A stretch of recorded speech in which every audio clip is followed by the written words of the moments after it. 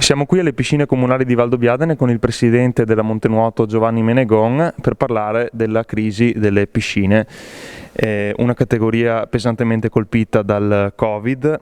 Ecco Presidente, da quanto tempo siete chiusi e a grandi linee quanto ammonta la perdita dell'impianto vostro? Allora, le chiusure sono due.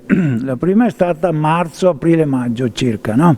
Poi abbiamo riaperto e poi ci hanno richiuso dal 26 di ottobre e siamo ancora chiusi. Quindi tempi molto lunghi che ci hanno messo in grosse difficoltà.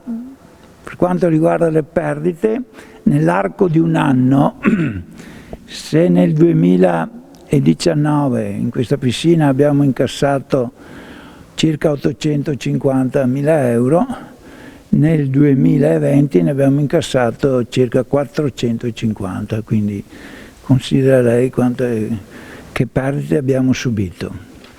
E a fronte di queste perdite abbiamo ricevuto un ristoro, sostegno, come vogliamo chiamarlo, di 13.000 euro.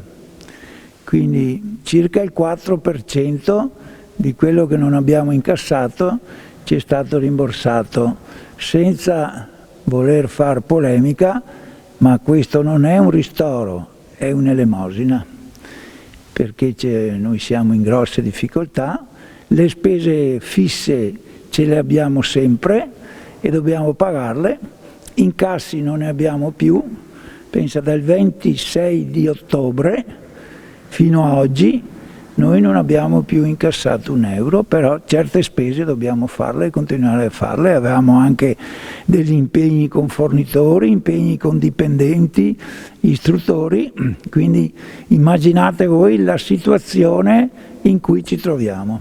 Si pensa che una riapertura dovrebbe avvenire nel mese di maggio, non sappiamo quando e non conosciamo le modalità, però deve avvenire perché altrimenti se non avviene l'apertura nel mese di maggio salta anche l'estate, salta tutto insomma. Una piscina è un luogo dove affluiscono migliaia di persone e segue tutto il ciclo della vita di una persona se gli piace la piscina. Si comincia dalla mamma che aspetta il bambino, i corsi per gestanti, i corsi per neonatale, via via, a 4-5 anni si comincia la scuola nuoto bambini che va avanti fino ai 18, dopo i 18 c'è una scuola nuoto specializzata per quell'età, poi comincia la fascia adulti del mattino e si va avanti fino a 90 anni, anche di più.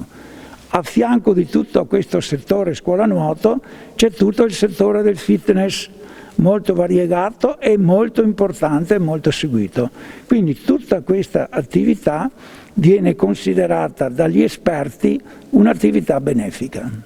Ecco, questa è l'importanza delle piscine. C'è uno studio che dice che nelle piscine non può vivere il virus, perché con i trattamenti dell'acqua, le disinfezioni e tutti gli accorgimenti, se dovesse comparire un virus a livello dell'acqua, in meno di 30 secondi viene debellato.